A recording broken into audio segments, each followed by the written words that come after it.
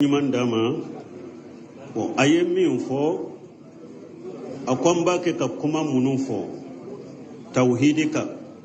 kuma munun bake ka fo sunnaka ni nunun dede do qiyama segeli na agulila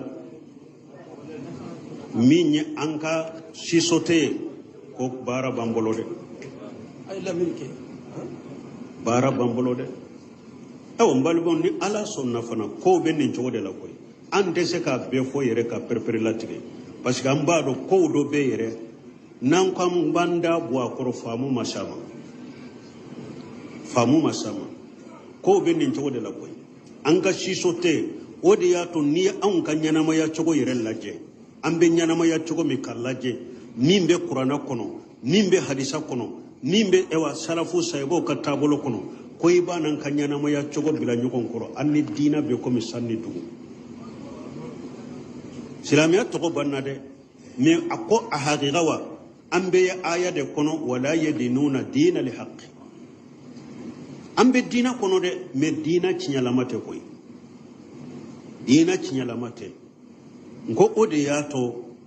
nkwamba ke kam min fo bambanan kan alhamdulillah rabbil alamin amba fo pour kala tanune ka kurajido mogola abake kan na fammin ke jinya fantanani tawhidi famula ani sunna famula ala yire de ba dando ngode ya to an kam go munum be kofe wakati be ka cibena ibake kam munum fo bambanan kan de fo ka fo maraka kandela sino marakau babbalo chogo minna dina te koy anyuman tambolo de munum be fo bambanan kan ayu fo maraka kanna de ayu fo de ode ya to nanna do man bake ka doni de fo folo an ka dreso maraka kanka har o yere nya fo chogomi ni ko misiri kono munum be a chama ka taw sago de la e donna perpere la tigela dron donc abo baga be chaya de kumbiri baga be chaya de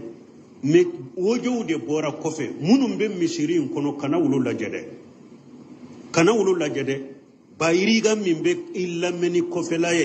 ulul lajje ka perpere la tige da manka famuso munum buy koroy kana ulul lajje de mogode makobe famula kene malada donc ode yato kuraji diramma ni min nye donka mbocha ya yi boray taro yi kumbirio yoro min kanka perpere la tige amba perpere la tige mimbi ni ka ereri ye yi ka bana ye ala yi deme imbese ka bonka bana la chogo mi ni bana de nka bo chogo yiri nyini nyerela nka yele ma chogo yini nyerela alhamdulillah waye kandai kataima waye alaka kandai katima waye alaka kanu katima men ni mo mi nya do ni fora de men nete ninja te nyerela bana ye nete junubula nebe nyana mo ya chogo mi na ne fana ya takramo do de la huja jori kade ni tori ta kachinya bangalen ko feye ni tori taka cinya melen kofe i tori taka kurana menen kofe harisa menen kofe sebo ta menen kofe e banna ka yelema hujati bolo la garade ka fonti gala nema amede nti gala masene made ayi okumate sori bolo la garan ambe ala delide ala ka hinnana wode yato antum be dina kono wode yato hari muso derisu sababula hari muso chamande dina fam ko ciyala mali sunna min tumbe ya mali e yere ka kuma antum be silamiya konante foy bo foyla ne ja huruba sunna de tumbe mali ya sunna haqiqate huruba sunna har muso yere bo fo denye sisa huruba sunna fo bagaw ayewulu lameli dabila de munum be kuma salafiya ka ku lame huruba sunna foli anege bo awna sisa huruba sunna foli munye ikhwanu hijibiyaw uluka wajulu chogo manya fo chogo mi bombo si bawla finu tigelendo muso hijabolendo jogo be fo doro dolomi be fo doro tawhidite fo sunnate fo shebo katabulete fo ulude to ko huruba sunna fo bagaw onko ambe mi fo mo wiye dina haqiqa de kanyini tawhidin kiden ka sunna jama kudu sabain katabulo ni ka famuka alaka hatimanda